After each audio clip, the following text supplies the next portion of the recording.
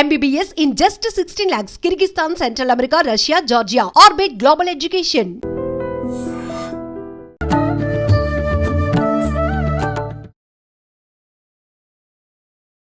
నమస్కారం. Welcome to I dream. ధర్మ మార్గం విత్ విజిత కార్యక్రమానికి స్వాగతం. ప్రస్తుతం మనతో పాటు ఉన్నారు శ్రీ కామాఖ్య అమృత శోధనా సంస్థ వ్యవస్థాపకురాలు వేణుశ్యామమ్మ గారు. ఇప్పుడు అమ్మతో మాట్లాడి మరిన్ని విషయాలు తెలుసుకుందాం. అమ్మ నమస్తే. అమ్మ, శ్రావణ మాసం ముగింపు దశకి రాబోతున్నాం. ఇది అయిపోయింది అంటే నెక్స్ట్ మనకొచ్చేది భాద్రపద మాసం. మరి భాద్రపద మాసం యొక్క విశిష్టత ఏంటి? ముఖ్యంగా భాద్రపద మాసం వచ్చింది అనంటే గణేష్ నవరాత్రులు. అసలు పిల్ల, పెద్ద తారతమ్యం లేకుండా మంచిగా భక్తితో ఎంజాయ్ చేసే రోజులేమైనా ఉన్నాయంటే ఈ నవరాత్రులే, వినాయక నవరాత్రులు. ఆ వినాయక చవితి విశిష్టత గురించి కూడా వివరించండి. వినాయకుడు ఆయన్ని గణపతి అని పిలుస్తున్నాం. అంటే ఏంటి? గణాలకి అధిపతి. అధిపతి. ఆ గణాలకి అధిపతి అయిన గణపతి మనకేమిస్తాడు అని ప్రశ్నించుకుంటే, అసలు గణపతి ఉపాసన ఎందుకు చేస్తాం అంటే గణపతికి పూజ ఎందుకు చేస్తాం? మనం చూసినప్పుడు మన హిందూ ధర్మంలో అందరూ కూడా ఫస్ట్ గణపతికి అంటే పసుపు వినాయకుడికి పూజ చేసిన తర్వాతే ఏ పూజ అయినా. అవును. అంటే మొదటగా వినాయకుడు పూజ చేసినప్పుడు కూడా మనం పసుపు వినాయకుడికి పూజ చేస్తాం. చేస్తాం. ఈ గణపతి పూజ ఎందుకు చేస్తున్నాము అంటే, మనం ఏ పూజ అయితే చేస్తున్నామో ఆ పూజ యొక్క ఫలితం మనకి రావాలి అన్నప్పుడు గణపతి పూజ చేయాలి అని చెప్పారు. ఎందుకు అది అనంటే, జనరల్‌గా చూడండి, మీరు ఏదైనా పూజలకు వెళ్ళినప్పుడు పూజ ఎవరు చేసుకుంటున్నారో వాళ్ళే పూజ చేసుకుంటూ ఉంటారు. మిగతా వెళ్ళినందరూ ఏంటంటే అక్కర్లేనివన్నీ అంటే వాళ్ళ అప్పుడే కలుసుకుంటారు, అవును. హ్యాపీగా మాట్లాడుకుంటూ ఉంటారు. అంటే ఏ పెళ్ళికి వెళ్ళినా మీరు అదే చూస్తారు ఎక్కడైనా. అంటే వీళ్ళకి వీళ్ళు మాట్లాడుకుంటూ ఉంటారక్కడ. అవును. కానీ పూజకి వెళ్ళినప్పుడు అస్సలు ఉండకూడదట. ఎందుకంటే మౌనమే మంచి సాధన అని అంటారు. ఫస్టు ఈ మౌనం అంటే మాట్లాడకుండా ఉంటే కదా దీన్ని మౌనంగా ఉంచడం తెలుస్తుంది. ఓకే. అంటే ఇప్పుడు విగ్రహారాధన కూడా అంతే. ఏంటి అంటే ఫిజికల్‌గా ఒక విగ్రహానికి ఆరాధించి దాన్ని ధ్యానించడం మొదలుపెడితే స్లోగా శూన్యంలోకి వెళ్తాము అని చెప్పేసి ఒక ఫామ్‌ని వాళ్ళు క్రియేట్ చేశారు. అదే విధంగా ఈ మాట ఆపితేనే దీన్ని కూడా ఆపడం తెలుస్తుంది. మైండ్‌ని అంటే మెయిన్ మనస్సు మౌనంగా ఉండడం చాలా ఇంపార్టెంట్. అవును. అంటే దీన్ని కూడా కొంతసేపు మౌనంగా కంట్రోల్ ఉంచాలి. చేయాలి. అంటే ఉంచుకోవాలి కొన్ని విషయాల్లో. ఎందుకు అనంటే అక్కడ పూజకి వెళ్ళాము అంటే అక్కడ ఒక శక్తి, ఒక జ్ఞానం ఉంటాయి పూజలో ఖచ్చితంగా. ఆ మంత్రశక్తి ఏదైతే ఉందో తద్వారా వచ్చే జ్ఞానాన్ని మనం తీసుకోవాలి. తీసుకోవాలి అంటే మనం ఏంటి ఈ పక్కన ఈ మాట్లాడుకోవడం ఇదంతా ఎందుకొచ్చింది అంటే మన లోపలున్న అహంకారం వల్లే.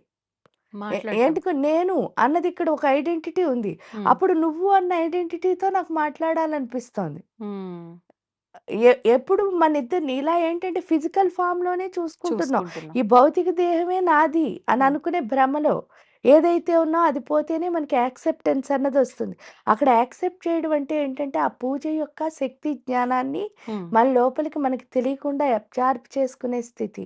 అది ఎప్పుడొస్తుంది అనంటే అందుకే ఏం చెప్పారు వినాయకుడిని అమ్మ చక్కగా నలుగు పెట్టుకుంది. ఆ నలుగు పిండికి ప్రాణం పోసి ఆయన పేరు గణపతి అంది. నలుగు పెట్టుకోవడం అంటే దేహానికి పట్టిన మురికిని వదిలించుకోవడం. భౌతిక దేహానికి ఏం మురికి పట్టింది అంటే ఇప్పుడు చెప్పుకున్నదే నేను అన్న అహంకారం. ఈ అహంకారం పోతేనే మనం ఎందుకు యాక్సెప్ట్ చేయగలుగుతాం అంటే అహంకారం ఉన్నంత సేపు నాకన్నీ తెలుసు అనిపిస్తుంది. ఇంకెవరు చెప్పినా మనకి వినాలనిపించదు. అవును. ఈ నలుగు ఎందుకు పెడుతున్నాడు వినాయకుడు అంటే ఆయన ఉపాసన చేయడం అంటే ఒంటికి నలుగు పెట్టుకోవడమే. అంటే ఇంప్యూరిటీని తీసేసుకోవడం. మామూలుగా నలుగు పెట్టుకున్నప్పుడు ఏంటి చూడండి, ఒక్కొక్క రంధ్రం ఓపెన్ అవుతుంది. అందులోకి ఆక్సిజన్ వెళ్ళి రక్త ప్రసరణ బాగా జరిగి శరీరం కాంతివంతంగా అవుతుంది. ఇదే కదా చెప్తున్నారు. ఇక్కడ ఈ ఆక్సిజన్ వెళ్ళడం అంటే ఏంటి? గణపతి యొక్క శక్తి లోపలికి వెళుతుంది. గణపతి శక్తి ఎప్పుడైతే లోపలికి వెళ్ళిందో అక్కడ ఏమవుతోంది మన యొక్క అంటే గణపతి శక్తి అంటే ఏంటి? మళ్ళీ అమ్మవారేమో ఆయనకి ప్రాణం పోసింది. ఎలా పోసిందిట? కామేశ్వర ముఖాలోక కల్పిత శ్రీ గణేశ్వర. గణేశుడి విగ్రహం తయారు చేస్తున్నప్పుడు కామేశ్వరుణ్ణే ఊహించుకుంటా అంటే ఆయన ముఖాన్ని ఊహించుకుంటూ చేసింది. అంటే ఇందులో ఆవిడ శక్తితో పాటు ఆయన శక్తి కూడా ఉంది. అక్కడ ఏంటి అంటే తండ్రి, తల్లి ఎప్పుడైనా తండ్రి మనకేమిస్తాడు అంటే ఉత్సాహాన్ని ఇస్తాడు. ఏదైనా ఒక పని చేయాలంటే నువ్వు చేయగలవు అన్న ధీమా ఎవరిస్తారు అంటే మనకి తండ్రి ద్వారా సంక్రమిస్తుంది. తల్లి ఏం చేస్తుందిట అంటే మనకి తెలియకుండా మనకి బోలెడంత జ్ఞానాన్ని ఇస్తుంది అమ్మ. ఎ చిన్న మామూలు జనరల్‌గా ఒక ఇంటికి వెళ్ళామనుకో, ఆ! నీకెవరిష్టం అని ఒక అమ్మాయిని అడిగితే వెంటనే ఏం చెప్తారట? మా నాన్న ఇష్టం అంటారు.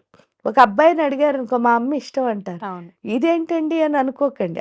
నాన్న ఇష్టం అని అంటారు వాళ్ళు. హ్మ్. కానీ లైఫ్‌లో మిమ్మల్ని మీరు చూసుకున్నప్పుడు నాన్నంటే చాలా ఇష్టం అనిపిస్తూ ఉంటుంది కానీ, ఎక్కువ ఫాలో అయ్యేది అమ్మనే. అమ్మనే. అవును. ప్రతి అమ్మ ఏం విషయంలో. చెప్తే అది ఎందుకు అంటే ఆవిడ పూర్తిగా మనకి జ్ఞానాన్నిస్తుంది. హ్మ్. తండ్రి ఏంటంటే మనం నిలబడ్డానికి అంటే మనం ఎలా నుంచోవచ్చు సమాజంలో అన్నదానికి ఉత్సాహాన్నిస్తాడు. హ్మ్. ఇక్కడ అదే ఏంటి అంటే కానీ ఏంటి మనం జనరల్‌గా ఏమంటామంటే శివయ్య అంటే జ్ఞానం, అమ్మ అంటే శక్తి. ఎందుకంటే ఆవిడని శక్తి అని పిలుస్తున్నారు. ఈయన్ని శివ ఆ! అని పిలుస్తున్నారు కాబట్టి అలా అనుకుంటున్నాం. కానీ ఇక్కడికొచ్చేసరికి ఏంటంటే ఈయన శక్తినిస్తారు, ఆవిడ జ్ఞానాన్ని ప్రసాదిస్తుంది. ఆహా! ఎప్పుడైతే ఆ శక్తి, జ్ఞానం మన లోపలికి వెళ్తాయో, వెళ్ళేసరికి అర్థమయ్యేది ఏమిటిట అంటే, మనం వీక్‌గా ఉన్నంత సేపు నాకన్నీ తెలుసనిపిస్తుంది. హ్మ్. మనం ఎప్పుడైతే స్ట్రాంగ్ అయ్యామో, నాకసలేం తెలీదు, నేర్చుకోవాల్సింది చాలా ఉంది, ఈ ఆ! ప్రకృతి చాలా పెద్దది, నేను చాలా చిన్నదాన్ని అనిపిస్తుంది. ఎప్పుడు ప్రకృతి పెద్దదనిపిచ్చిందో, ప్రకృతి నుంచి మనం నేర్చుకోవడం మొదలుపెడతాం. మొదలుపెడతాం. ఎప్పుడు ప్రకృతి నుంచి నేర్చుకోవడం మొదలుపెట్టామో, మనం ఏం చేయాలనుకుంటున్నామో దానికొక వే అన్నది దొరుకుతుంది. హ్మ్. ప్రకృతి నుంచి నేర్చుకోవడం అంటేనే యాక్సెప్టెన్స్ అని అర్థం. ఎప్పుడు ప్రకృతిని యాక్సెప్ట్ చేస్తున్నామో, ఆ శక్తి, జ్ఞానం అన్నది ఇంకా ఇంకా పెరుగుతూ ఉంటుంది. ఆ ఓకే. పెరగడం ఎందుకంటే మనకు నాలెడ్జ్ పెరుగుతుంది. అవును. ప్రకృతిలో తిరుగుతూ ఉంటే ఎనర్జీ ఇస్తాయి. ఎందుకు? సూర్యుడు ఒక ఎనర్జీ ఇస్తే, చంద్రుడు ఒక ఎనర్జీ ఇస్తే, అవును. వాయువు ఒక ఎనర్జీ ఇస్తే, అగ్ని ఒక అన్నీ వస్తాయి అవును. మనకి. అవును. ఎప్పుడైతే వచ్చాయో మనం ముందుకు వెళ్తున్నప్పుడు మీరు వెళ్ళాలనుకున్న ప్లేస్‌కి మీకు ఒక వే అన్నది దొరుకుతుంది. ఆ వే దొరికింది కాబట్టే ఏం చేశారు? ఆవిడ స్నానానికి వెళ్ళిందండి. శివుడొచ్చాడు అని చెప్పారు. హ్మ్. శివుడు రాగానే "నువ్వు రావద్దు లోపలికన్నాడు." వెంటనే ఆయన పీక్ కట్ చేశాడు. ఆ స్టోరీ ఎంత గొప్పదంటే హ్మ్. చూడ్డానికి చాలా మామూలుగా ఏదో శివుడొచ్చి పీక్ కట్ చేసేసట, ఏనుగు ఆ! తలకాయ పెట్టేట అసలది కాదు. ఇక్కడేంటి ఆవిడ స్నానానికి వెళ్ళింది. గుహ అంటే గుహ్యము అని అర్థం. ఆ! అంటే మూలాధార చక్రం. మన మూలాధార చక్రానికి అధిపతి గణపతి. ఆహాహా! అర్థమైందా? ఆ! మూలాధార చక్రానికి అధిపతి అయిన గణపతి ఏం చేస్తున్నాడు? హ్మ్. అక్కడ ఎవరున్నారో చూడండి. అమ్ముంది అంటే 3 చోట్ల పాము రూపంలో పడుకునుంది కుండలిని శక్తి రూపంలో. ఆ హుహుహు. పడుకున్న ఆవిడ ఏం చెప్పిందంటే, "ఒరేయ్! ఇక్కడ నువ్వే అధిపతివిరా బాబు. హ్మ్. కాబట్టి నేను పడుకున్నాను. నన్నెవరు నిద్ర లేపకుండా చూడు." హ్మ్. ఎప్పుడైతే చూడముందో జ్ఞానము అన్నది ఎక్కడి నుంచొస్తోంది? మూలాధారం నుంచే మూలాధారం. పైకొస్తుంది. ఈ జ్ఞానం మూలాధారం నుంచి ఎప్పుడైతే పైకొస్తోందో ఈవిడ లేవాలి. హ్మ్. పడుకున్న ఆవిడ పడుకున్నాం. నిద్ర డిస్టర్బ్ అవుతుంది. అందుకని గణపతి ఏం చేశాడట? శివుడిని రావద్దన్నాడు. అవును. రావద్దంటే ఆయన ఏం చేశాడు? త్రి త్రిశూలం. ఎందుకంటే అహంకారం అన్నది ఎక్కడుంది అంటే, ఈ బాడీ అంతా ఎవరిని కనిపెట్టలేం. వీళ్ళు వీళ్ళు, వీళ్ళు ఆ! వీళ్ళు అని ఆ! డిఫరెన్స్ తెలీదు. అవును. ఇది ఉన్నంత సేపే ఇది పలానా అంటే ఏమొచ్చింది ఐడెంటిటీ. ఐడెంటిటీ. ఫలానా అని ఎక్కడ చెప్తున్నాం అంటే ఇక్కడి నుంచే. అవును. అంటే ఈ ఫేస్‌ని బట్టి ఇది ఇది అని చెప్పగలుగుతున్నాం. అవును. అదే కనుక ఫేస్ లేకుండా మొండి ఉంటే ఎవరెవరో చెప్పలేం. కష్టం గుర్తించడం. హ్మ్. గుర్తించడం. అంటే ఇక్కడికొచ్చేసరికి మన ఐడెంటిటీ ఏంటంటే మన ఫేస్ అన్నమాట. హ్మ్. హ్మ్. అయ్యేసరికి శివుడు ఏం చేశాడు ఐడెంటిటీని తీసేశాడు. హ్మ్. దేనితో తీశాడు అంటే త్రిశూలం. త్రిశూలంతో. ఇక్కడ త్రిశూలంతో తీయడంలో ఉన్న ఆంతర్యం ఏమిటి? అక్కడ ఏనుగు తలకాయని బిందుకు పెట్టారు. ఆ! ఇక్కడున్న 3 చుట్ల పాము ఏంటి అంటే 3 చుట్లు పాము అన్నారు కదా! హ్మ్. ఆ 3 ఏంటంటే మనలో ఉన్న సత్వ రజస్తమో గుణాలు. హుహు. నార్మల్‌గా ఒక మానవుడిలో సత్వ రజస్తమో గుణాలు ఎలా ఉంటాయి అనంటే ఈ ఇవన్నీ స్వార్థం అనమాట. ఏమిటి అంటే తమోగుణం ఎప్పుడు ఏం చెప్తుందిట, "నీ శరీరానికి చాలా రెస్ట్ హ్మ్. అవసరమమ్మా పడుకో, పడుకో" అంటుందిట. బద్ధకించటమేమో. బద్ధకించడం తమోగుణం. హ్మ్. ఇంక రజోగుణం వచ్చేసరికి ఏం చేస్తూ ఉంటుందిట, నువ్వు అందరితోనూ అంటే వీళ్ళు ఇలాంటి వాళ్ళు, వాళ్ళు అలాంటి వాళ్ళు అని చెప్పి మనలో ఉన్న ఎమోషన్స్‌ని పెంచేసి అందరితో ఫైట్ చేయమని చెప్తూ ఉంటుంది రజోగుణం. ఆ! విసుగు ఎక్కువైపోయి. అవును. అవును. ఇంక సత్వగుణం అంటే ఏంటంటే, ఈ ప్రపంచం ఏమైపోయినా నీకు సంబంధం లేదమ్మా.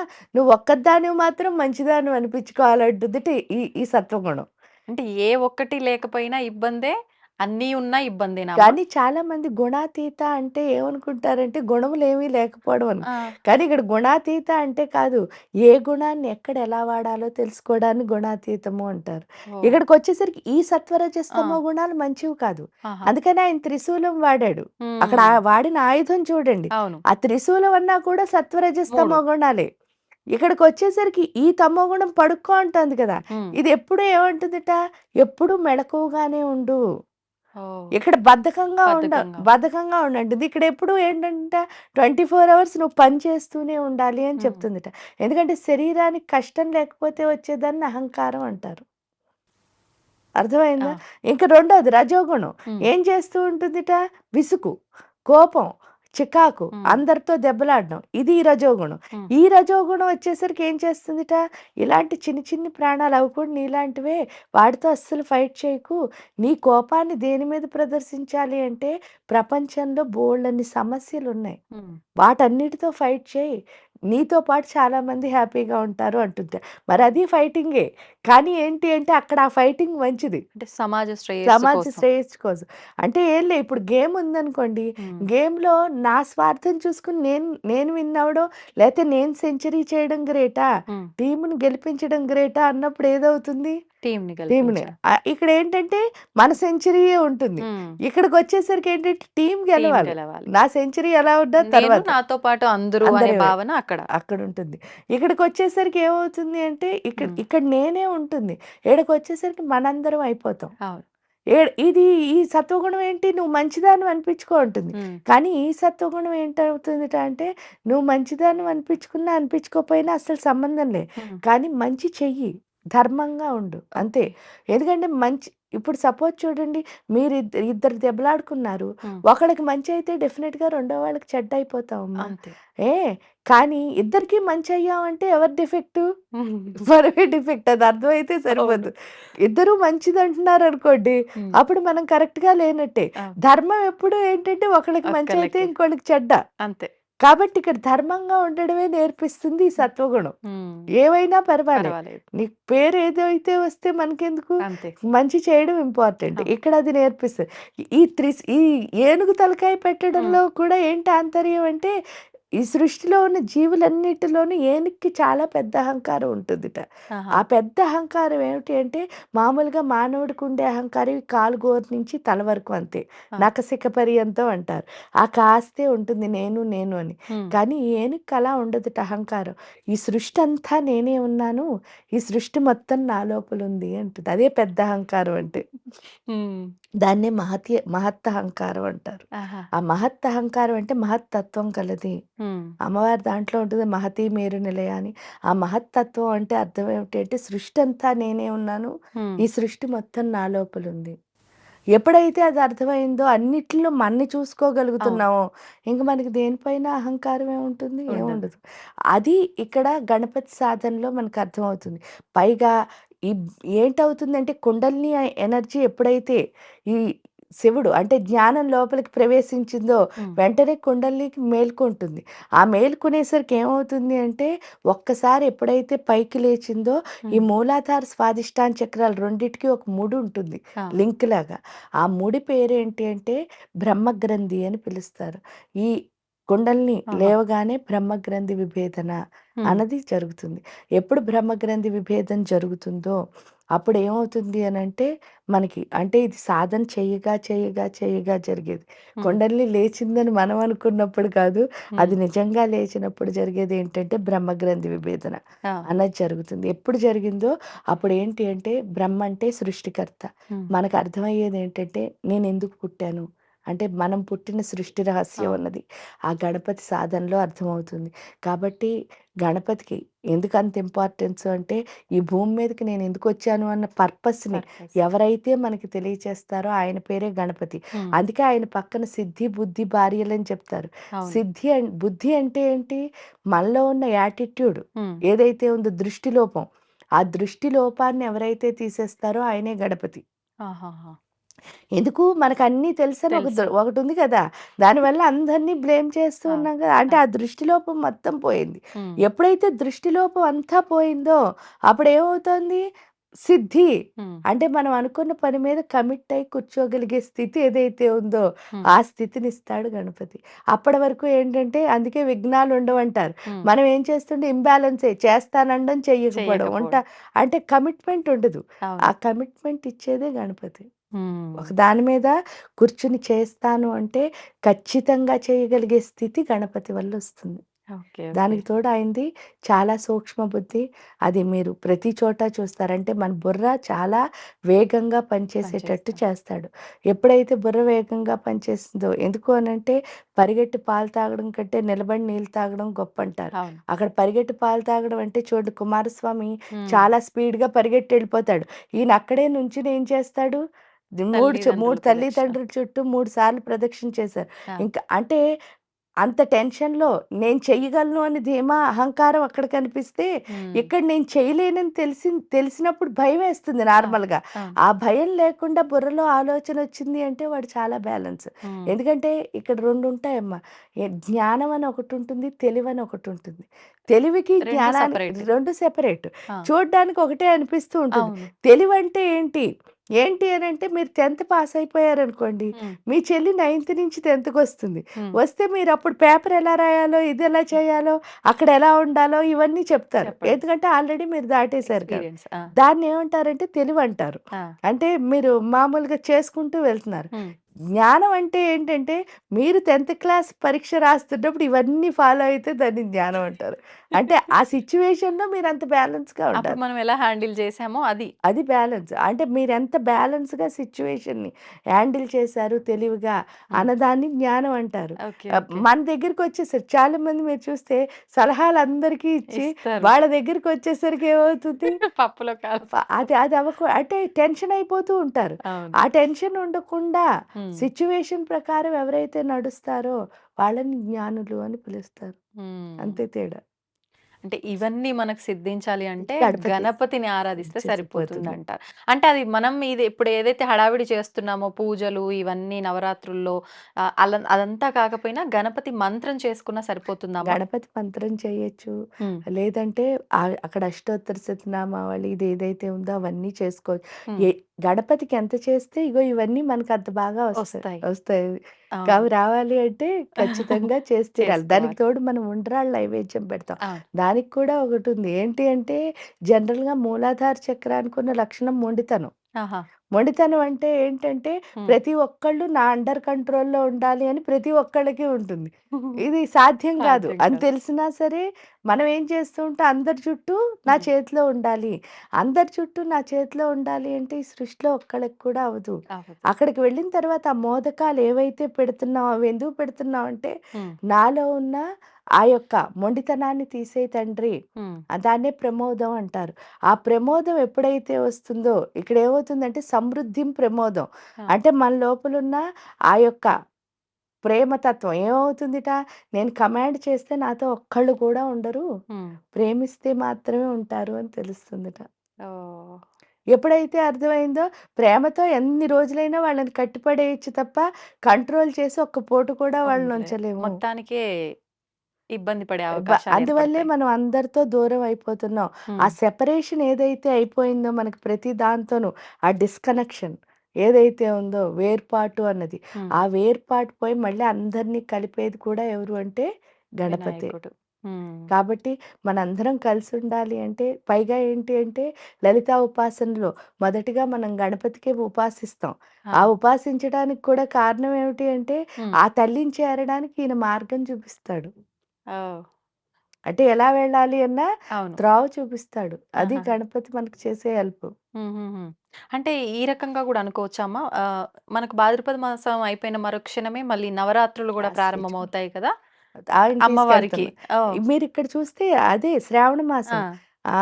శ్రావణ మాసంలో ఏంటి అంటే గౌరీదేవి, లక్ష్మీదేవిని ఆ! కొలుస్తున్నాం మనం. అవును. గౌరీదేవిని, లక్ష్మీదేవిని ఇక్కడ శివుడిని కూడా కొలుస్తారు. హ్మ్. కొంతసేపు ప్రాంతాన్ని బట్టి. విష్ణుమూర్తిని కూడా కొలుస్తాం. ఎందుకంటే శ్రవణ నక్షత్రంతో ఆ! ఉన్నది కాబట్టి శ్రావణ శ్రావణ మాసం. మాసం. ఇక్కడికొచ్చేసరికి చూడండి గౌరీని, లక్ష్మిని కొలిచి హ్మ్. ఫైనల్‌గా ఎక్కడికెళ్తున్నాం అంటే చాతుర్మాస్య దీక్ష అంటారు. ఇప్పుడే ఆ! మొదలుపెట్టాం. అంటే ఆషాఢ మాసం లాస్ట్‌లో 15 రోజులు మొదలుపెడతాం. హ్మ్. మొదలుపెట్టిన తర్వాత శ్రావణ మాసం నుంచి కార్తీక హ్మ్. మాసం వరకు మనం ఈ చాతుర్మాస్య దీక్ష చేస్తారు. అవును. ఇక్కడ గౌరీదేవి, లక్ష్మీదేవిని కొలిచి చివరికి ఎక్కడికెళ్తాం కార్తీక మాసంలో అని చూసినప్పుడు శివుడు, విష్ణుమూర్తిలో విష్ణుమూర్తి. కలుస్తున్నాం. అవును. అదే అక్కడ జరుగుతోంది. ఇంకా లలితా సహస్రంలో మీకు చెప్తే హ్మ్. బండాసురుడిని అని ఒక రాక్షసుడు పుడతాడు. హ్మ్. ఎప్పుడు అంటే శివుడు మన్మధుడిని బూడిచ్చేసినప్పుడు ఆ బూడిదలోంచి వచ్చిన తమో గుణమే ఈ బండాసురుడు అనే రాక్షసుడు. ఆహా! బండాసుర అంటే అర్థం ఏమిటి? ఆ! మన బుర్రలో ఉన్న మందబుద్ధిని బండాసురుడు అని పిలుస్తారు. ఆహాహా! ఆ బండాసురుడు పుట్టిన వెంటనే ఆ మందబుద్ధిని తీసేయడానికి ఫస్ట్ అమ్మ ఏం చేసిందో చూడండి ఇక్కడ. హ్మ్. కామేశ్వర ముఖాలోక మహాగణేశ నిర్భిన్న విఘ్నయంత్ర ప్రహర్షిత అని చెప్తారు. హ్మ్. అంటే అర్థం ఏమిటి అనంటే వెంటనే ఈయన్ని తయారు చేసిందావిడ. హుహుహు. ఎందుకు? ఈయనేమో మందబుద్ధి. అవును. మరి మందబుద్ధి పోవాలంటే ఏ బుద్ధి రావాలి? మంచి సూక్ష్మ బుద్ధి. బుద్ధి రావాలి. హ్మ్. అంటే బుర్ర అసలు పనిచేయదు ఇక్కడ. పనిచేయదు. ఇక్కడ వేగంగా పనిచేయడం పనిచేయడం. నేర్పించారు. నేర్పించిన తర్వాత వెంటనే మీరు చూస్తే హ్మ్. కరాంగుళి నకోత్పన్న నారాయణ దశాకృతి. హ్మ్. అంటే చేతి వేళ్ళు 10 నుంచి నారాయణుడి యొక్క దశావతారాలు. అంటే ఎవరు? మత్స్య, కూర్మ, వర, అవును. నరసింహ ఈ అవతారాలన్నీ వస్తాయి. హ్మ్. ఇవెందుకు అనంటే ఎప్పుడైతే మనలో మందబుద్ధి ఉందో అప్పుడేంటి అంటే బాగా అహంకారం వచ్చేస్తుంది. అంటే వాళ్ళ బుర్ర పనిచేయదు. పనిచేయక ఏం చేస్తారు? హ్మ్. అందరితో గొడవలాడి విడిపోయి నాకంటే గొప్ప లేదు అన్న పిచ్చితనం అవును. వచ్చేస్తుంది. అది అవును. ఏంటంటే ఒక్కొక్కసారి భరించలేనంత అహంకారం అన్నమాట ఆ మందబుద్ధి ఉన్న వాళ్ళకి. అవును. నిజంగా తెలివైన వాడు ఎవ్వరు ఇంకోళ్ళతో ఇటు విడిపోవడానికి ట్రై వీళ్ళు ఇబ్బంది పడతారు. అటు వాళ్ళని ఇబ్బంది ఎందుకు పెడతారు. మీకు ఎగ్జాంపులే ఇప్పుడు మీడియా ఉందనుకోండి. హ్మ్. హ్మ్. అంటే మనం చేస్తున్న మీడియా గురించే చెప్తా. తెలివైన వాడు ఆ మీడియాని ఏంటి అంటే ప్రపంచంతో కనెక్ట్ అవ్వడానికి వాడుకుంటాడు. అవును. అదే తెలివి తక్కువ వాడు సేమ్ మీడియాని ఎందుకు వాడుకుంటున్నాడు వాడు? వాడొక్కడు అవును. అయిపోవడానికి వాడుకుంటున్నాడు. అవును. స్వార్థానికి. అంతే. అంటే చూడండి అంటే డిఫరెన్స్ అంతే. తెలివికి, అహంకారానికి, అవును. అహంకార రాహిత్యానికి డిఫరెన్స్ అది. హ్మ్. మనం ఎంత నిరహంకారంగా ఉంటామో అంత ఎక్కువ మందితో కలుస్తాం. అవును. వాస్తవం. ఈడకొచ్చేసరికి అది అర్థం అవ్వాలి. హ్మ్. అది అర్థం అవ్వడం కోసమే ఈ దశ దశావతారాలు. దిక్కుల్లో దశావతారం అంటే 8 దిక్కులు హ్మ్. కింద పైన మొత్తం 10. ఆహా! 10 అవతారాలు ఎందుకు పెట్టింది అంటే విష్ణువు అంటే మీరొకసారి హ్మ్. చిన్నది ఆలోచిస్తే మాయ ఇస్తాడు. అంటే ఏ దిక్కు నుంచి మాయ రాకుండా వీడికి అంటే తన బిడ్డ మీద తల్లికి ఎంత ప్రేమ అనడానికి ఇంకా ఇంతకంటే మనం ఏం అవును. చెప్పక్కర్లే. అవును. ఒక బిడ్డ పైన ఆ తల్లికి ఎంత ప్రేమ అంటే ఇదే. హ్మ్. ఏంటిట ఎటు నుంచి కూడా అంటే వీడు మందబుద్ధని తెలుసు. హ్మ్. వీడు అహంకారం తెలుసు. అందుకని ఫస్ట్ మందబుద్ధిని సూక్ష్మ బుద్ధి కింద మార్చడానికి ట్రై చేసి, హ్మ్. ఆ తర్వాత మొత్తం అన్నీ ఆ దిక్కుల్లోనూ వీడు ఎటువైపు మాయ పడకుండా హ్మ్.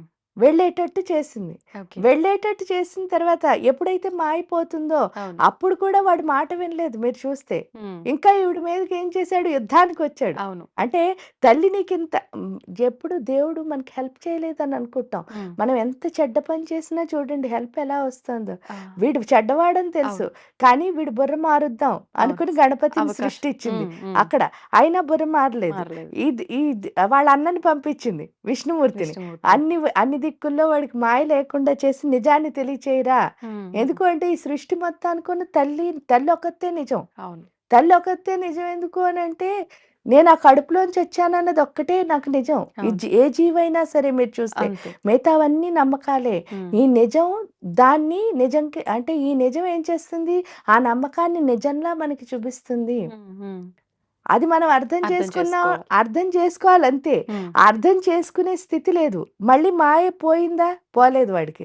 పోకపోయేసరికి ఏం చేసిందంటే అప్పుడు ఆవిడేం చేసింది? కామేశ్వరాస్త్ర నిర్దగ్ధ సబండాసుర శూన్యక.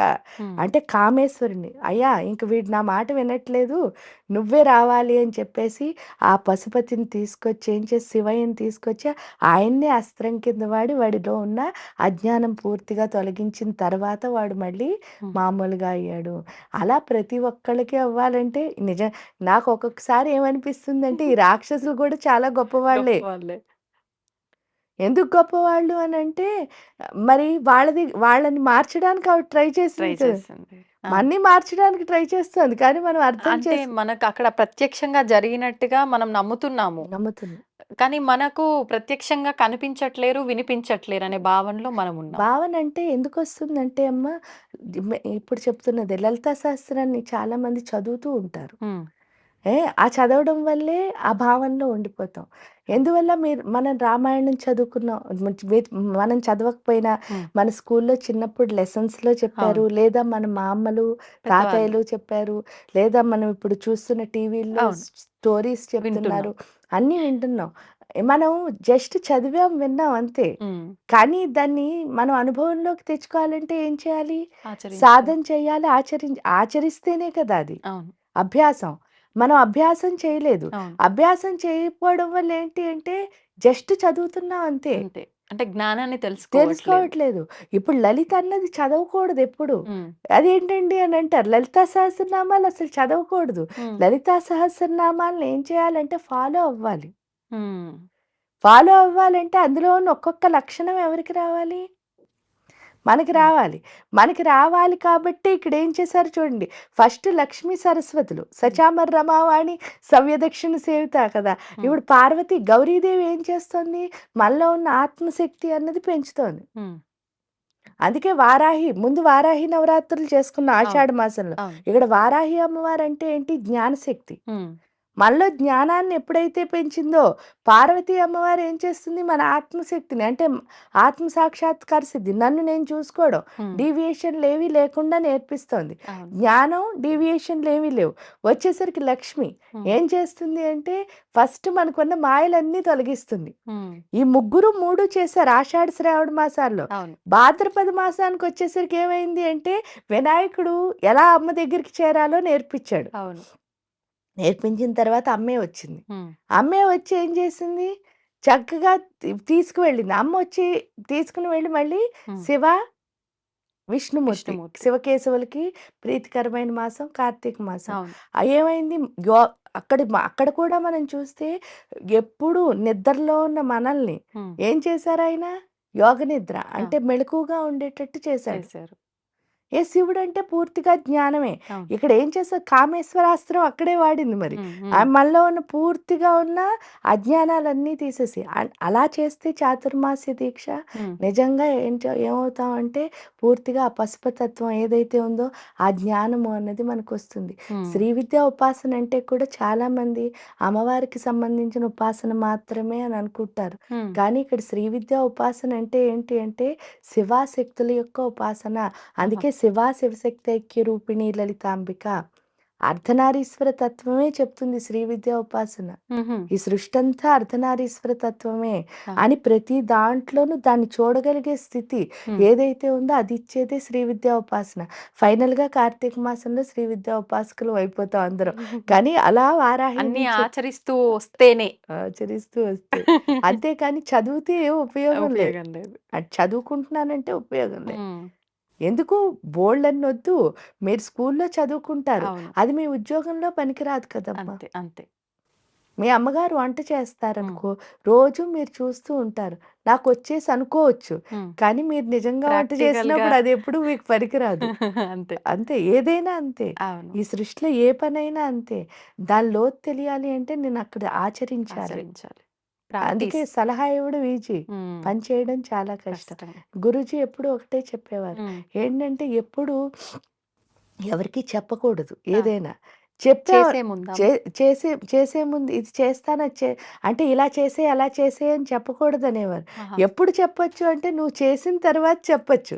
ఓహ్! లేదా ఇప్పుడు నువ్వు పొరపాటున నాలుక చెప్పలేంగా వచ్చేసిందనుకో హ్మ్. హ్మ్. నోట్లోంచి, ఆ నెక్స్ట్ మినిట్ నుంచి మనం దాన్ని ట్రై చేయాలి. ఎందువల్ల ట్రై చేయాలి అంటే దాని లోతు ఏంటో తెలియకుండా నువ్వు పక్క వాళ్ళకి ఎలా చెప్పేసావు. సలహా ఇచ్చేస్తావు? హ్మ్. అనుభవం ఉండాలి మనకి అనుభవం ఏదైనా ఉండాలమ్మా. ముందర. అనుభవం లేకుండా ఎప్పుడు హ్మ్. అది చెప్పడం వల్ల ఏమవుతుందంటే ఒక్కొక్కసారి ఇప్పుడు చూడండి డ్రైవింగ్ ఏముంది ఇలా ఇలా ఏమవుతుంది తర్వాత? ప్రమాదాలు. అవును. అదే జరుగుతుంది. హ్మ్. చిన్న పిల్లలు వాళ్ళ తండ్రో, తల్లో డ్రైవ్ చేస్తుంటే పక్క సీట్‌లో కూర్చొని ఆ! నేను ఆ! చేస్తా అంటారు. ఇచ్చేస్తారా? వినరు. వాళ్ళేమనుకుంటున్నారు ఇలా ఇలా అనడం ఒకటే అవును. అనుకుంటున్నారు. అవును. అది తెలియాలి అంటే దాని లోతు మనం డ్రైవింగ్ నేర్చుకోవాలి. నేర్చుకోవాలి. అలాగే సాధన చేస్తేనే దాని లోతు తెలుస్తుంది తప్ప, హ్మ్. చదివితే దాని లోతు తెలీదు. తెలీదు. అద్భుతమైన వివరణమ్మా. ధన్యవాదాలు.